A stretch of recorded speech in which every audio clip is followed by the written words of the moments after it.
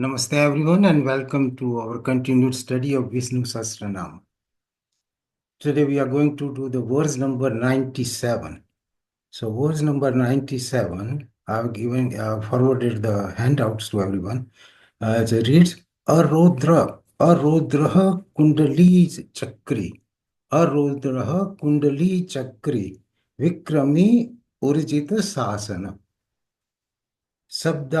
शब्दातीग शब्दसः शब्दातीग शब्दसः शिशिर सर्वरीकर. Thus there are 9 names here and we'll go one by one. First name is Arodraha. So Arodra.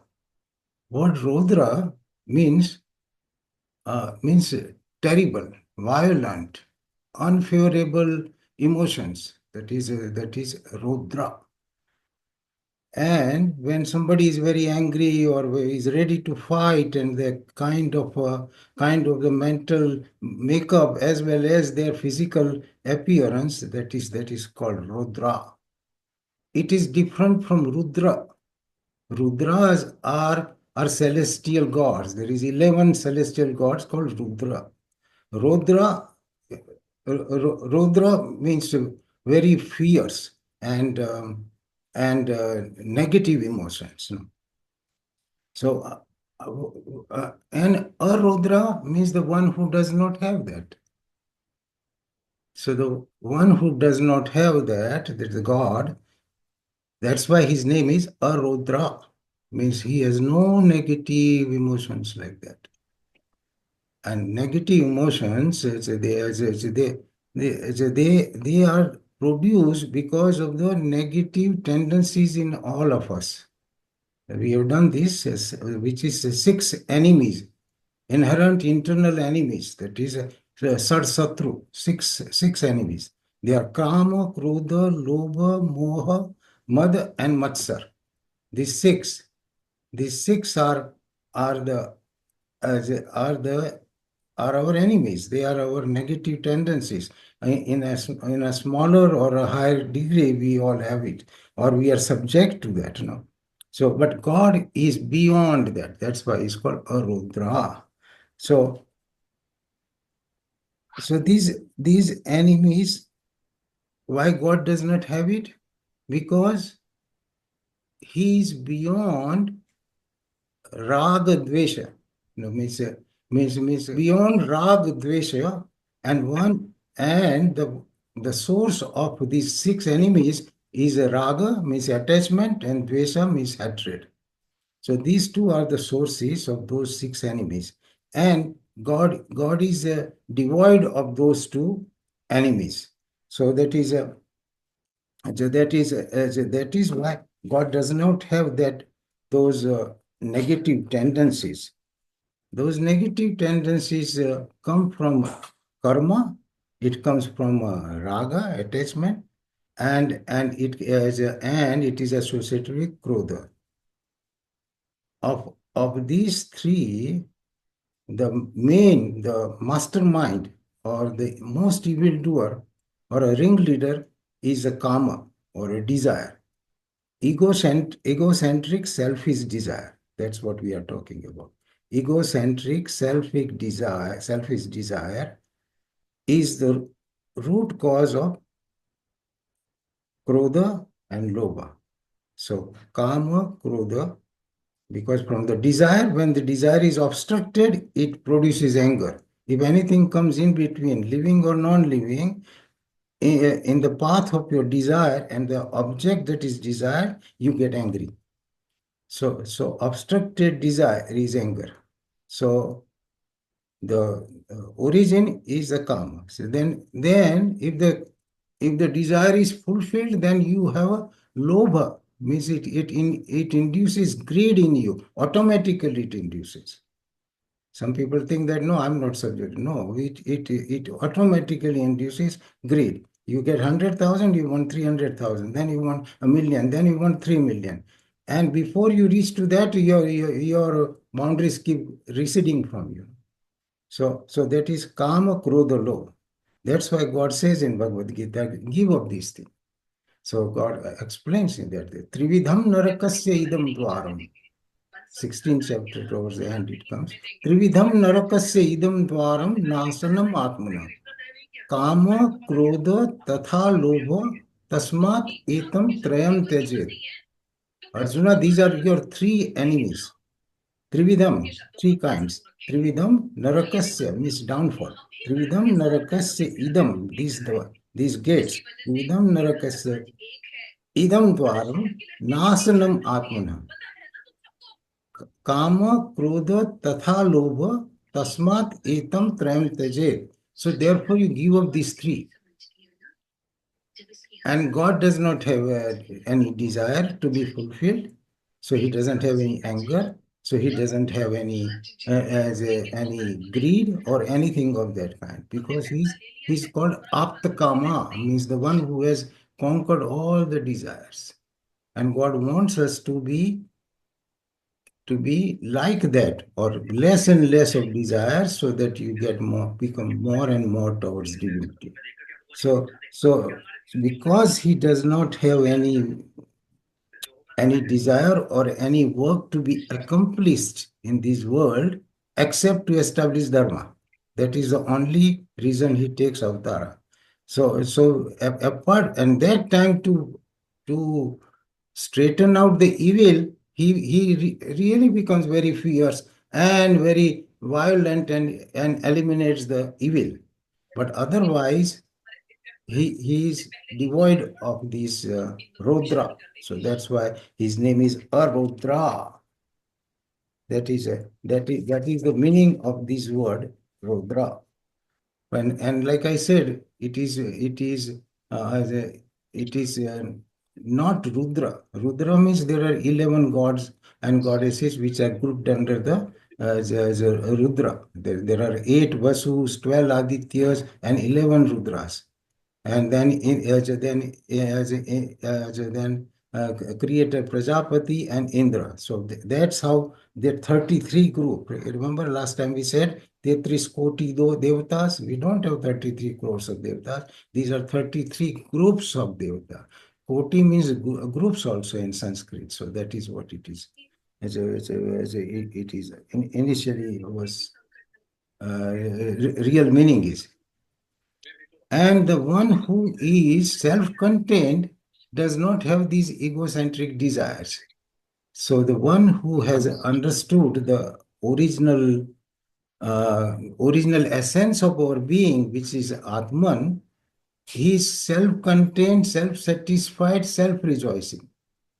So for him, there is no work. So that's what God says in Bhagavad Gita. Yastu atma ratireva syat atma truptasya manava atmanev cha santusta tasya karyana vidyate. The one who is rejoicing, one who is satisfied in his own self, means one who has recognized, it is only a question of knowledge, one who has recognized his essential nature has nothing to run after or accomplish. He is complete and fine on his own. And God is like that, so he's Arodra. Next name is Kundali. This word Kundal has two meanings. Kundal means the earrings. And Kundal also means Kundlini. Those are the two meanings. Kundal means earrings. And so why God's name is Kundal? So because he wears beautiful kundals, that's why. So that is and in Hanuman Chalisa we have seen this. Kanchana Varana Viraj Subesa Kanana Kundala Kunchita Kesha. Describing Hanumanji, salutation to Hanumanji. Kanchana Virana, golden color. Kanchana Varana Viraj Subesa. Kanana Kundala Kunchita Kesha. And the golden earrings in his ears. So because the God has these earrings, so his name is Kundal. Similarly, in Krishna Ashtakam also Lord Krishna used to wear those earrings which were Kadamba Phula. That's the flowers of a Kadamba tree. That is why Kadamba Suna Kundalam Sucharu Ganda Mandalam Vrajanganek Vallabham Namami Krishna Durlabham. So in Krishnastakam, Shankaracharya ji describes him as the one with the earrings from the flowers of Kadamba, who has those. That's such a great divine appearance of the Lord. I salute to you. So that is and in Vishnu avatar, that's what we are doing. So he had earrings which are called makara, means they were the shape of a fish, half antelope. That kind of earrings the Lord Vishnu has. So that is Makara Kundala. That is the name of Lord. That's why he's called Kundali, the one who is wearing this kundal. That is a Kundali. Another meaning explained is that the that we wear whatever we love the most, and God loves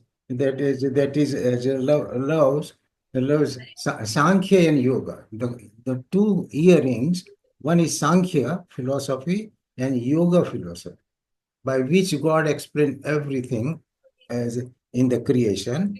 So these are two earrings of the Lord. So Sankhya and Yoga, Sankhya Darshan and Yoga Darshan. These are the two. Darshan means knowledge, the one by which you understand something. That is Sankhya Darshan, that is Kapil Muni, and Yoga Darshan of Patanjali. These two, whose earrings are like this Sankhya and Yoga. That is Sankhya Yogatmaka Kundala. Sankhya Yogatmaka Kundala. It is one who has that. Another meaning of Kundali is the form of the snake when the snake takes the form dynamic and static. Static form of a snake, he coils himself, and when he is dynamic energy and moving, so that coil is called Kundala. It's a coiled form of a snake. Snake is explained in all religions. In almost all religions, you go to temples, ancient archives, you will find this snake as a symbol in all these religions. Why? Because it is compared with the mind. Our mind is slippery like snake, very difficult to control, very fierce, very dangerous like a snake. And that's why controlling that mind and putting back in a coiled form is the meaning of Kundali. So that you want to control the mind and you want to initiate your energy, divine energy, which is also called Kundali, and that is situated in the deeper part of the coccyx and the deep pelvis. That is Kundali. Kundali Jagrati. That is initiating or trying to manifest our divine nature. That is the Kundali. That's the meaning of Kundali. So that's why his name is Kundali. The next name is Chakri. So why God's name is Chakri? Chakri means the one who has the Sudarshan Chakra in his hand. The one holding chakra or a discus, which is the weapon of Lord Vishnu, Lord Krishna. So that is his weapon. Like Rama has bow and arrows, and Mahadev has a trident. So Lord Vishnu has this chakra as his discus as his weapon. Why he carries the weapon? Because he has to run such a big show. So he always keeps that. It is a symbolic. That's to control the whole universe. And that is the discus. That is Sudarshan. The name of a discus of Lord Krishna is Sudarshan Chakra. Su means good, darshana means means manifestation. Sudarshan, the one which shows the auspicious things or which promotes auspicious thing, is Sudarshana Chakra. Chakra means discuss. And this chakra is said to be more powerful and faster than the mind itself. And God doesn't use it very loosely, or very seldom uses to annihilate the repeat customer, repeat evildoers, which will spoil his creation. That is the time he uses that. So Sudarshan Chakra, because he carries this chakra, his name is Chakri. Like you have dollar bills in your pocket, you are a dhani.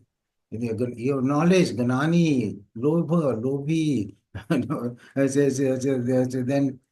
like that, the one who carries this chakra is called Chakri. So that is where his name Chakri comes from. Besides that, Lord, Lord, uh, Lord manages hundreds of things at one time, and that is our birth, life, death cycle. So that is one chakra: birth, life, death, and then it repeats: birth, life, death. Not only for humans, for all beings. Similarly, in the nature, no, winter, summer keeps going on. As a day-night chakra. All these multiple repetitions. Repetition is called chakra, which comes again and again and moves in circles. That is chakra. And God handles so many chakras at one time very efficiently without any problem. That is why his name is Chakri. And next name is Vikrami. Vikrami. That is, there's the one who is valorous, who is top in his valor. So that is called Vikrami. The meaning of Vikrami is Vikrami also means a stride. The one who has a very extensive stride is called Vikrami. In Vamana Avtara, uh, he showed his manifestation that in 3 steps he covered the whole universe. And to King Bali, who was very arrogant, and he was a great donor but very arrogant. So God appeared as a small little Brahmin and says, "I only want 3 steps of land." And he says, "Oh, that's it. That's what you want, you little Brahmin." And he says, "Oh, yeah, that's what I want." And that time he shows his power. And in 3 steps, he covers the whole universe, and says 2 steps, he covers the whole universe. And the third step, he says, "Where should I put my third step?" And then the King Bali says, "Okay, put it on my head." So from there, the one who has such a uh, magnificent stride, that is called Vikrami. So that is the meaning of the name Vikrami. Word Vikrami also means the one whose vehicle is a bird. So Lord Vishnu on Garuda, he travels by air, by his vehicle Garuda.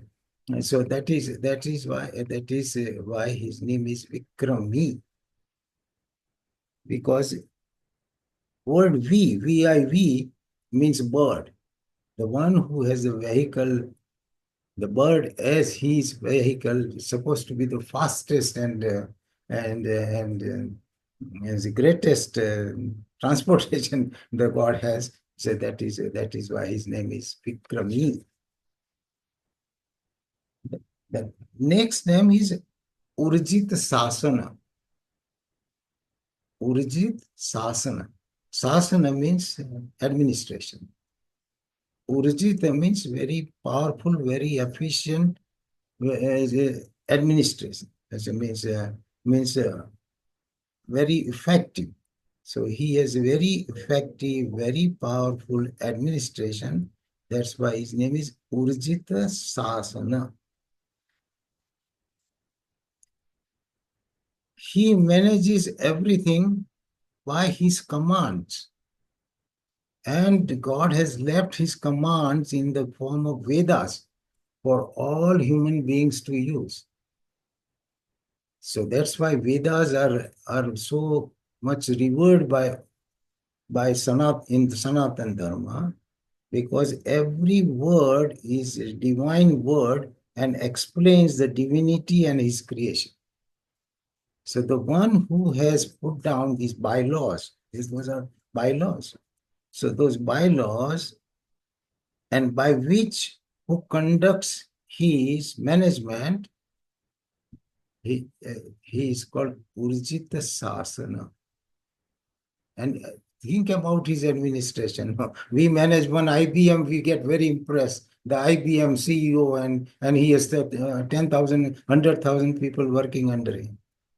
And Lord manages all these things all over the planets, physical laws as well as the laws applicable to human beings, and without any fault. That's why he's the greatest of the administrator and greatest administration. And administration is done by his infallible laws.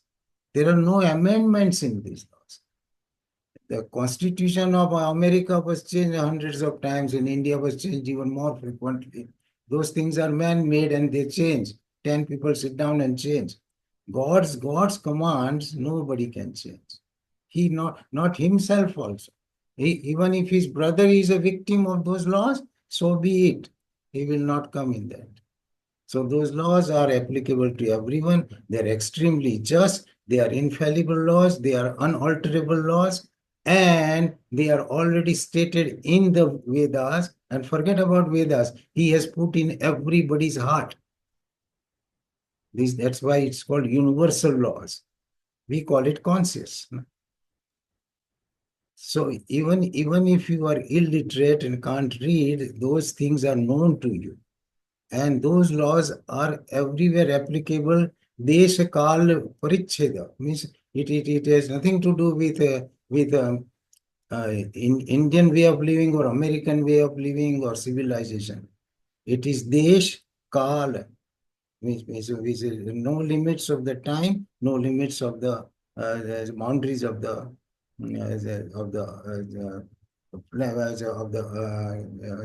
our nations.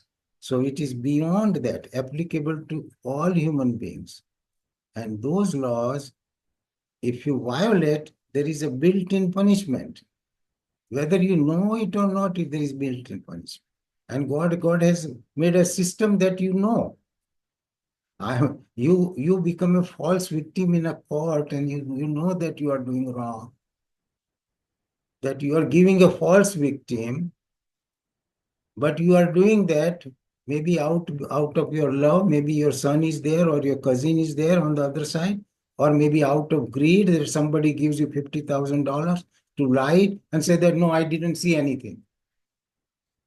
You are just lying that, but your conscience knows that I'm lying and you feel guilty about it.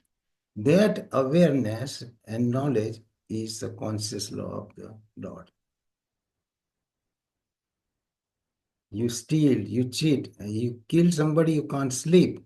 Even if there is a total 100% air condition, the guy is sweating because he's very, very guilty and he's afraid that he will be caught any moment. Even if the police doesn't know, nobody's after him, but he knows from inside he can't sleep, he's sweating. So that is that awareness that God warned him, don't do it, don't do it, don't do it. And still he overpowered out of greed or his ego and subdued that calling of God or instruction of God, and he violated that. So God says, punishment is built in, my friend. Now disappear from my sight, and you will get punished. When you will get punished, I say that you would not know, but you will be punished very bitterly, appropriately. And as that is the law as a law of Lord, that is by which These infallible laws, otherwise everybody will mess up day and night, I said that, oh no, there's that nobody is paying attention, and they will destroy the world. So the built-in reward and built-in punishment is there. That is called Rith, R-I-T, Rith. We did it one time. Rith, that yagna, and that is built in. So if you violate, you get punished. If you follow it, you get rewarded. And so don't ask anybody why good thing happens, why bad thing happens. That is related to this karma that you have done, either in this recent past or a remote or distant past. But that is the judgment of the Lord, just judgment of the Lord coming to you. That is called doctrine of karma. Next week we are going to discuss at the Hindu Samaj temple, doctrine of karma, and then we'll go more in depth of that. But this is what it is. So nobody should be surprised and say, why me, why not me, and feel happy or sad about it. So that is his administration. So his administration is so powerful. That's why it is called Urjita Sasana. And he has put everything in black and white in Vedas. And these laws are there for us to improve improve in this life. It is a chance. Whether we select that path or we select the worldly path and continue just working at a low level of sensory existence, it is up to us. God says that is your lookout. I have given you two great options. Which option you pick up, that is up to you. I have nothing to do with that free choice that is yours to exert. If you use it to ignore divine laws or divinity and just get entangled in the sensory worldly things, it is your bad luck. So that is by system. He has designed such a way that everything moves in order. We may think that it doesn't move in order, and there is a lot of unjust things, and people who are cheaters and crooks, they become millionaires and they are happy, and the people who are very very divine oriented, God oriented, they are poor or suffering. No? That is our interpretation, our judgment. But ask somebody, real yogi, who is a yogi, for him it doesn't matter. For him, his poverty, the discomfort in the world is meaningless to him. So he sees and he is roaming in the divinity. So that is another realm of existence. So that is the next thing. Then comes a sabdatiga. Sabda atiga. Sabda means word. Atiga means which cannot be described beyond words. So sabdatig means the one who cannot be described by words. So Brahman or God cannot be described in words. That's what it means. Beyond words. So that is sabdatig. Because he's beyond. You can only describe something who has desh, kal, jati, the things which have which have physical characteristics like a jati. So as a human beings, manav jati, pashu jati means different kind of species. Jati, desh, kal means where it exists. So the one who is beyond that, that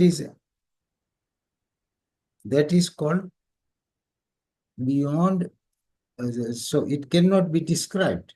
If somebody has to describe me, they will say, okay, he's an Indian male, 5'6", brown in color, and nice in nature, or nasty in nature. So these things, that is the only way they can describe. There is no other way in the world. God cannot be described in this way. That's why it's called Sabdati. Got it? That's why it's called Sabdati. That's why we say Brahman or Atman is nameless, formless. So Nirakara, Nirvikara, Nischala, Nirguna, Nirvikara, everything ni, that is God. And because everything he is not, that's why it cannot be described in words.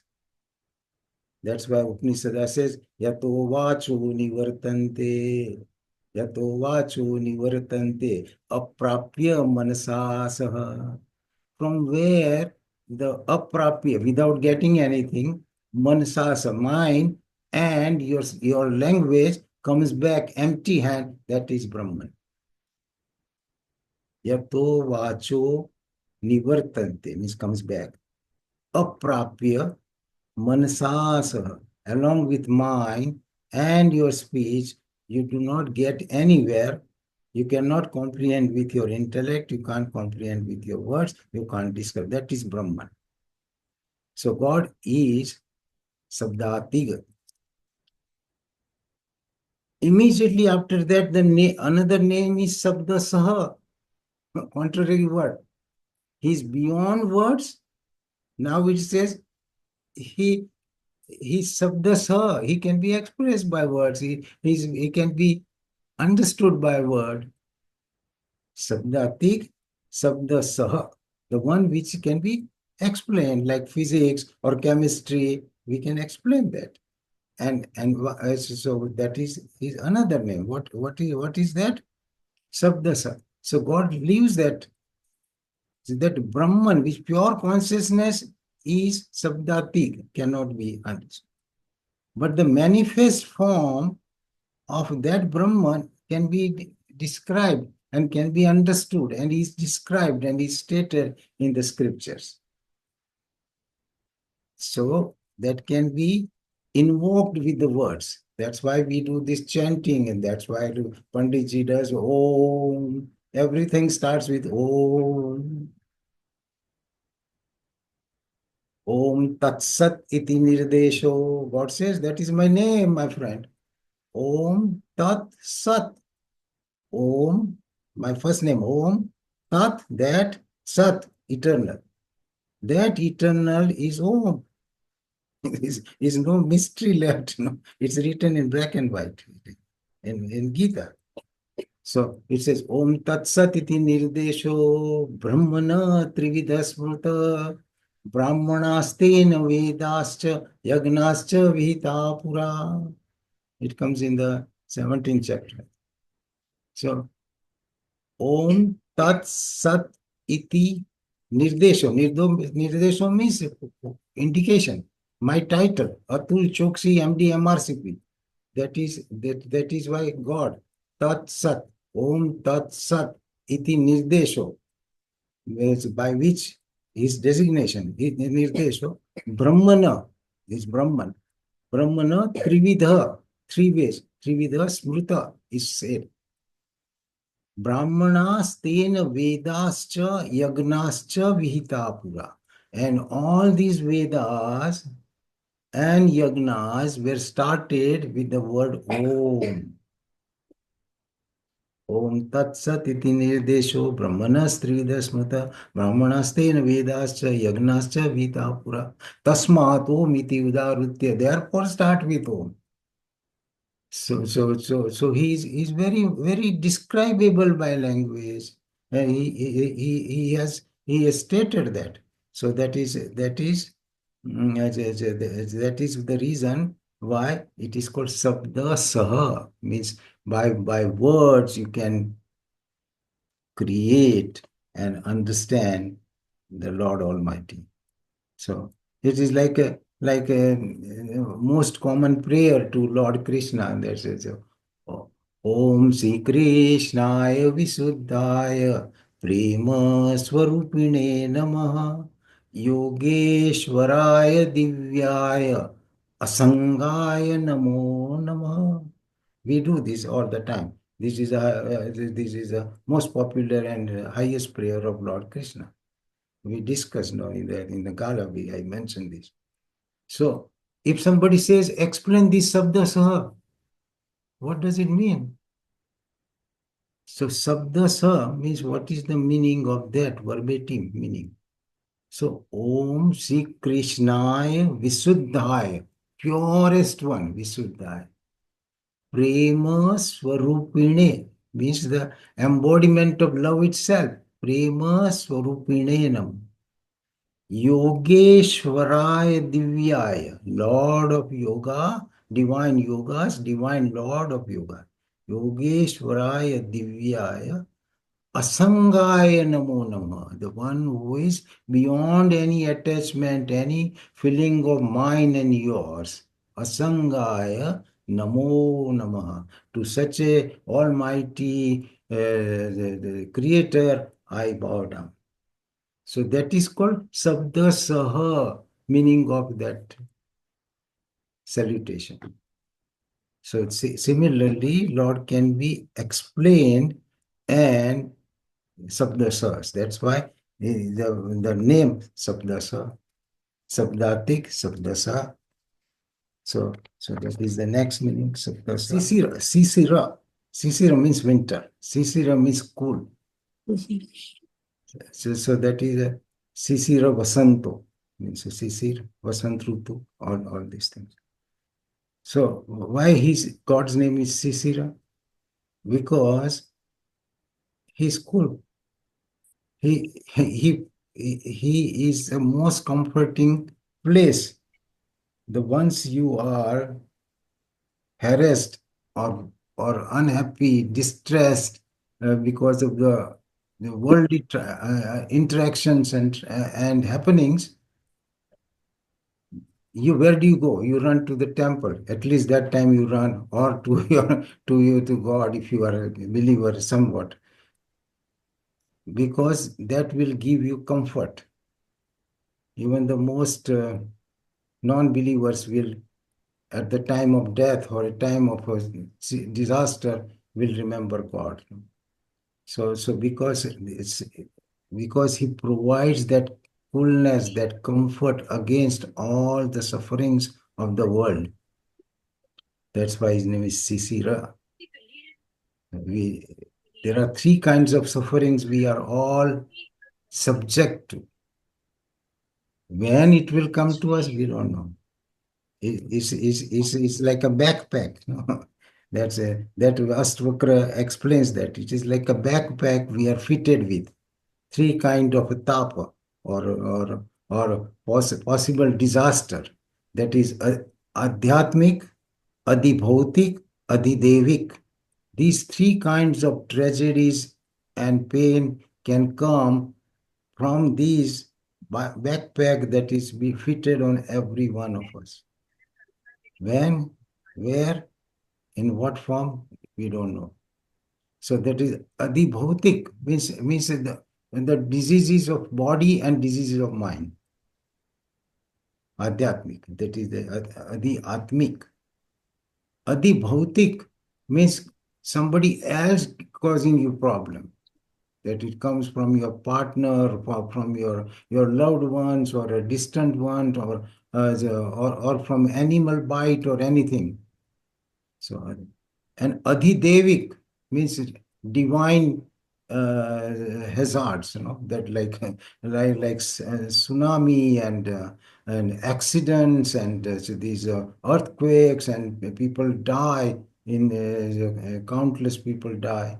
So that is adhidevik. So these three kind of sources of pain all of us have, or might get any time. And the one who comforts you or one who makes immune to those things is the Lord Almighty.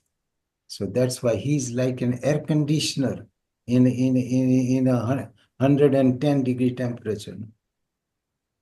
So how he comforts you?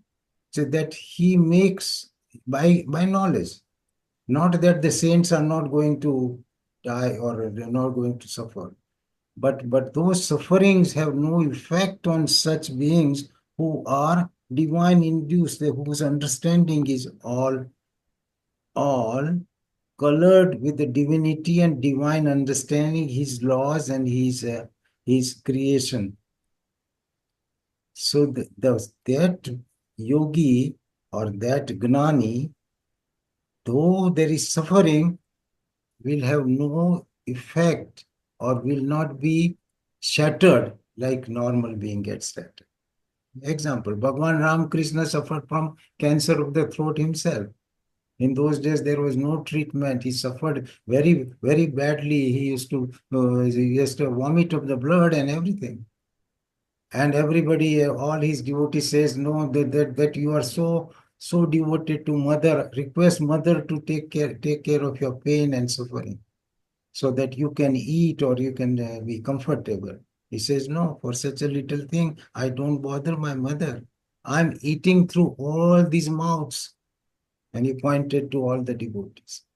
So that kind of knowledge, when it comes, that cancer is meaningless, or that disaster is meaningless to the Gnani.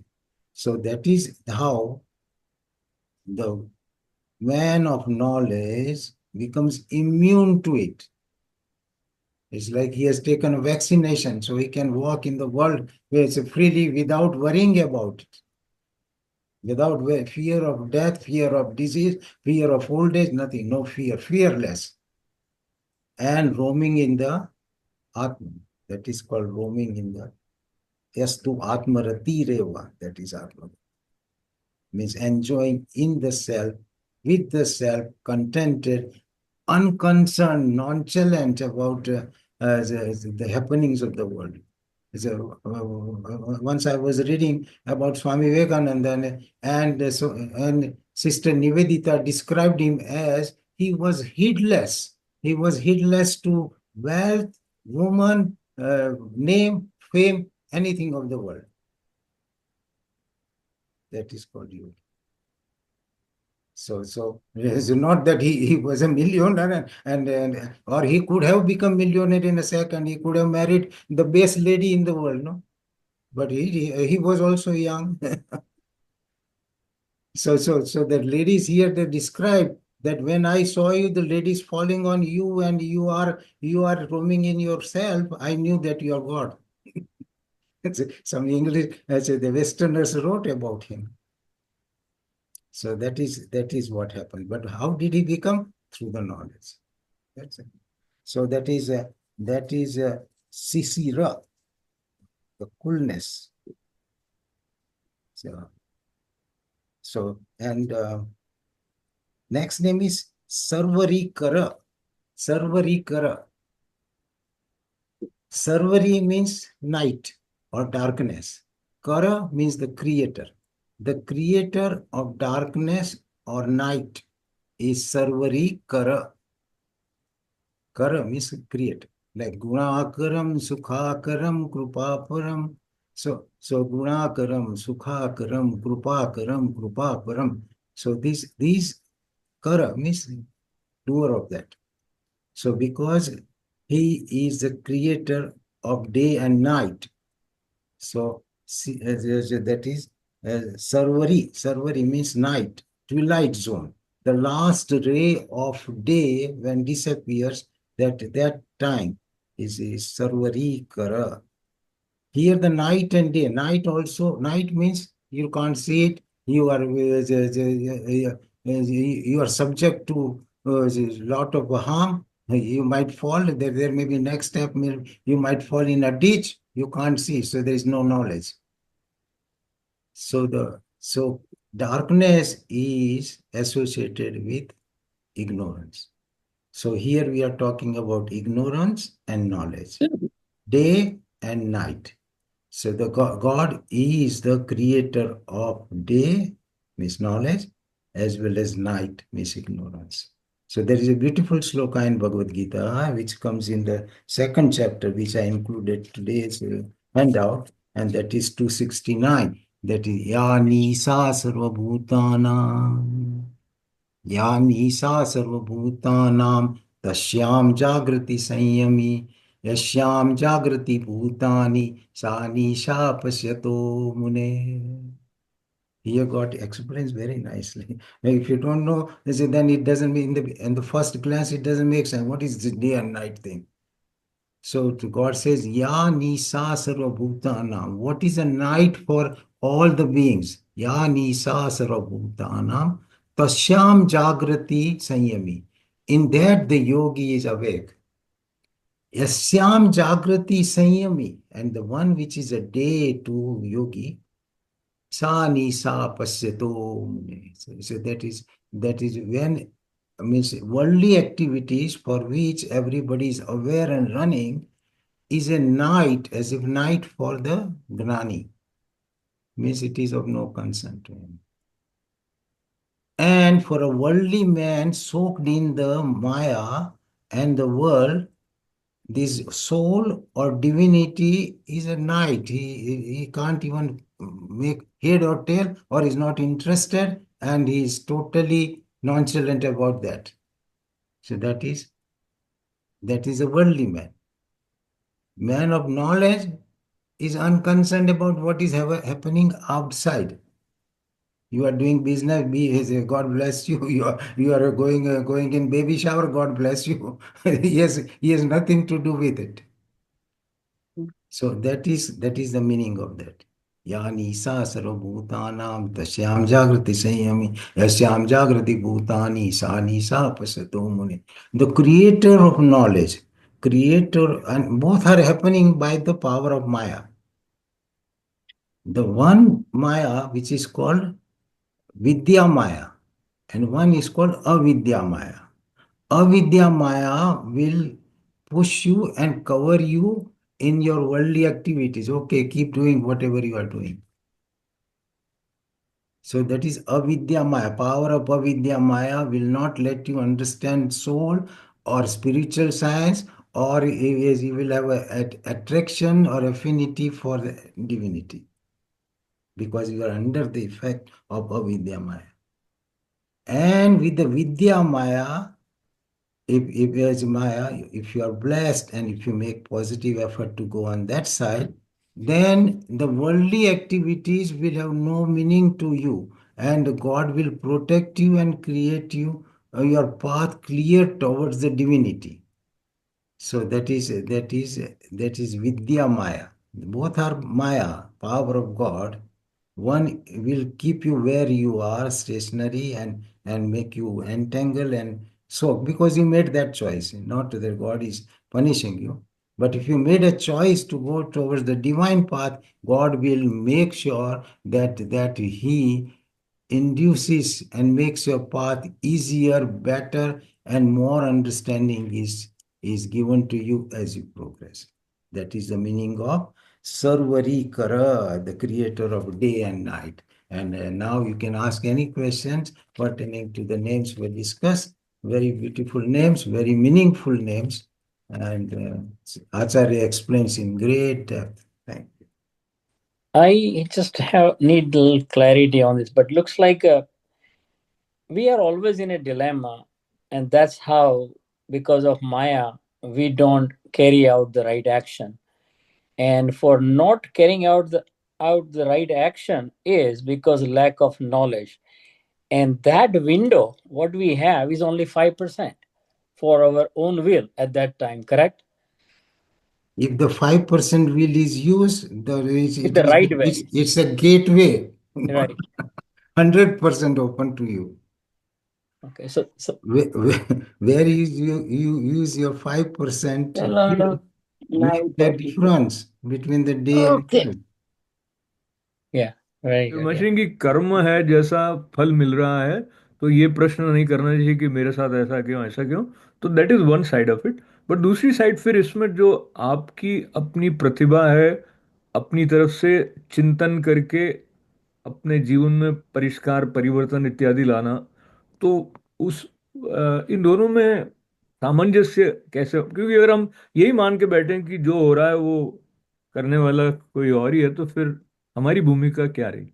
No, our bhumika or our role is to make a right selection hmm. and make an effort to progress on that side. Hmm. Without your purusartha or effort, hmm. your knowledge has no meaning. So your knowledge plus effort in the right direction, and then God picks it up and the success is assured. Hmm. But you can't say that, okay, God decided and that's why I'm a lousy man. No. That's what I was saying. So God says, you are a lousy man, agreed, but this is an option, this is a new opportunity for you to change. And if you don't change it, it is your bad luck. But I think God also says, I've given you brain, please use it. Yes. Yes, that's true.